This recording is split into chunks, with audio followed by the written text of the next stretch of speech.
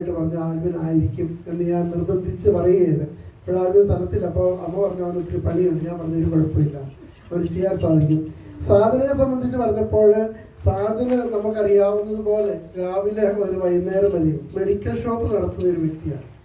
അപ്പോൾ അദ്ദേഹവും ഇങ്ങനെ അസൗകര്യങ്ങളൊക്കെ പറഞ്ഞു.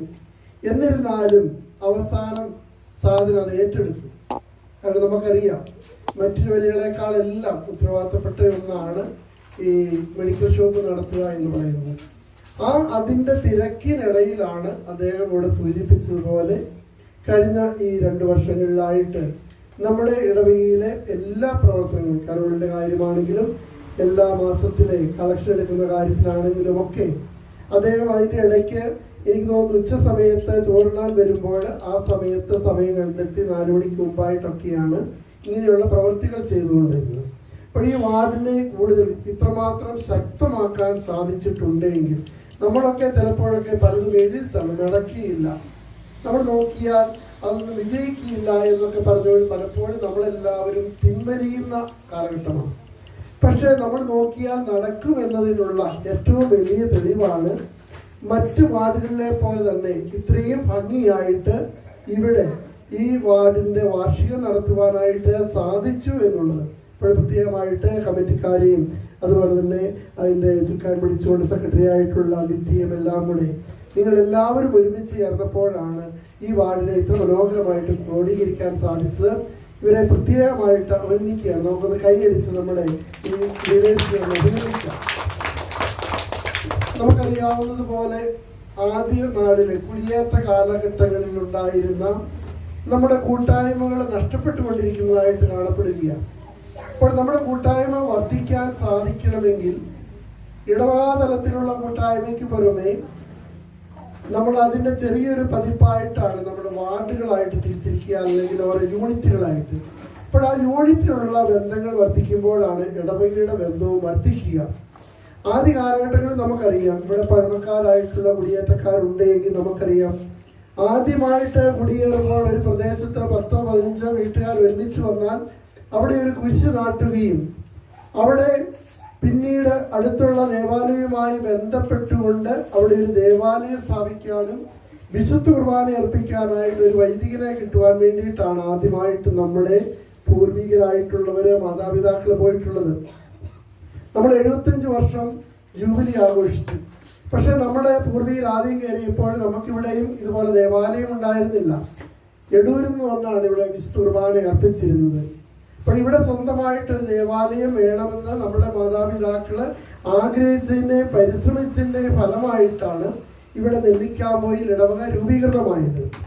അതിൻ്റെ അർത്ഥം എന്ന് പറയുന്നത് നമ്മുടെയൊക്കെ മാതാപിതാക്കളുടെ ഏക ആശ്രയം എന്ന് പറയുമ്പോൾ അവര് പാലായിൽ നിന്നും ചങ്ങനാശ്ശേരിയിൽ നിന്നുമൊക്കെ എല്ലാം വിട്ടെറിഞ്ഞുകൊണ്ട് തങ്ങൾക്ക് കിട്ടിയത് മാത്രമായിട്ട് കൈമുതലായിട്ട് ഇവിടെ വരുമ്പോൾ പ്രത്യേക വരുമാനങ്ങളൊന്നുമില്ല, യാത്രാ സൗകര്യങ്ങളില്ല, ഒന്നുമില്ലാത്ത ഒരു കാലഘട്ടത്തിൽ അവരെല്ലാം ആശ്രയിച്ചിരുന്നത് ദൈവത്തിൽ മാത്രമാണ്. അതുകൊണ്ടാണ് അവിടെ ഒരു ദേവാലയം വേണമെന്ന് ആഗ്രഹിക്കുകയും കുടിയേറ്റ മേഖലകളിലെല്ലാം ആദ്യമായിട്ട് സ്ഥാപിതമായത് ദേവാലയവും പിന്നീട് സ്കൂളുകളുമാണ്. കാരണം ദേവാലയം ഉണ്ടാകണം, അതിനോടനുബന്ധിച്ച് സ്കൂളുകൾ ഉണ്ടായാൽ മാത്രമേ നമ്മുടെ കുട്ടികൾക്ക് വിദ്യാഭ്യാസം ഉണ്ടാകുകയുള്ളൂ. ഞാനിവിടെ പറഞ്ഞു വരിക എന്ന് പറയുന്നത് നമ്മുടെ ജീവിതത്തിൽ ഏറ്റവും പ്രാധാന്യം കൊടുക്കേണ്ടത് ദേവാലയത്തോടും ആ ദേവാലയത്തിൽ നമ്മളെ ഒരുമിച്ച് നിർത്തുന്ന വിശുദ്ധ കുർബാനയോടുമുള്ള നമ്മുടെ മനോഭാവമാണ്. പലപ്പോഴും നമുക്ക് എല്ലാത്തിനും മാറ്റിവെക്കാൻ പറ്റുന്ന ഒന്നായിട്ട് മാറിയിരിക്കുകയാണ് വിശുദ്ധ കുർബാന. നമുക്കറിയാം, ഞായറാഴ്ചകളും കടമുള്ള ദിവസങ്ങളും ഒക്കെ വിശുദ്ധ കുർബാനയിൽ പങ്കെടുക്കണമെന്ന് ഉണ്ടെങ്കിൽ പോലും പലപ്പോഴും നമ്മുടെയൊക്കെ സാന്നിധ്യങ്ങൾ അവിടെ കുറഞ്ഞു വരുന്നതായിട്ടാണ് കാണുന്നത്. കാരണം നമ്മുടെ വിശ്വാസം മുൻ തലമുറയ്ക്കുണ്ടായിരുന്നതിനേക്കാൾ ശോഷിച്ചു പോയോ എന്ന് നമ്മൾ സംശയിക്കണം. നമുക്കറിയാം, കുറവുകളുടെ നാളിൽ നമ്മൾ ദൈവത്തെ വിളിക്കുന്നവരാണ്. നമ്മൾ 4 പേർ ഒരുമിച്ച് നടന്നു പോകുമ്പോൾ നിങ്ങൾക്ക് എല്ലാവർക്കും അറിയാം, സ്കൂളിലൊക്കെ പോകുമ്പോൾ നമ്മൾ നടന്നു പോകുമ്പോൾ പെട്ടെന്നൊരു മഴ പെയ്യുക, ഒരു കുട മാത്രമേ ഉള്ളൂ എങ്കിലും ഒരാൾക്ക് കയറേണ്ട കുടയിൽ 4 പേർ ഒരുമിച്ച് കയറും. പറ്റുമെങ്കിൽ 5 പേരുണ്ട്, 5 പേരും ആ കുടക്കീഴിൽ കയറും. ചിലപ്പോൾ അവരുടെ തല മാത്രമായിരിക്കും കുടയുടെ ഉള്ളിൽ ഉണ്ടാകുക. കാരണം എന്താണ്? കുറവുകളും അസൗകര്യങ്ങളും വരുമ്പോൾ നമ്മൾ ഒന്നിക്കാനായിട്ട് തയ്യാറാകും. നമ്മുടെ അടുപ്പം വർദ്ധിക്കാനായിട്ട് തയ്യാറാകുന്നത് എവിടെയാണ്? കുറവുകളും അസൗകര്യങ്ങളും ഉണ്ടാകുമ്പോൾ നമ്മുടെ ബന്ധങ്ങൾ അടുത്ത് വരുന്നു എന്നുള്ളതാണ് അതിന് സൂചിപ്പിക്കുക. 4 പേർക്കും കുടയുണ്ടെങ്കിൽ അന്നേരം 4 പേര് കുട കൊടുത്ത് സുഖമായിട്ട് നടന്നു പോകും. കുടയില്ലാത്തപ്പോൾ, ഒരു കുട മാത്രമുള്ളപ്പോൾ ആ കുടക്കീഴിൽ കയറിയാലും നനയുമെന്നറിയാമായിരുന്നുവെങ്കിൽ കൂടി ഈ 4 പേരും ഒരുമിച്ച് കൂടുന്നത് അവരുടെ കൂട്ടായ്മ അസൗകര്യങ്ങളിലെല്ലാം ഒരുമിച്ച് കൂടണമെന്നുള്ള ഇതാണ്.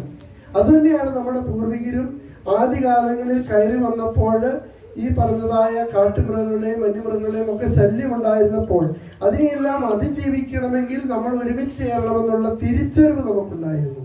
പ്രിയപ്പെട്ടവരെ, അന്ന് ഈ പറഞ്ഞതുപോലെയുള്ള വന്യമൃഗങ്ങളും മലമ്പനിയും ഒക്കെയാണ് നമുക്ക് ശത്രുവായിട്ട് നിന്നിരുന്നുവെങ്കിൽ ഇന്ന് നമ്മുടെ സമുദായ ശാക്തീകരണം വർദ്ധിപ്പിക്കേണ്ട കാലഘട്ടം വന്നിരിക്കുകയാണ്.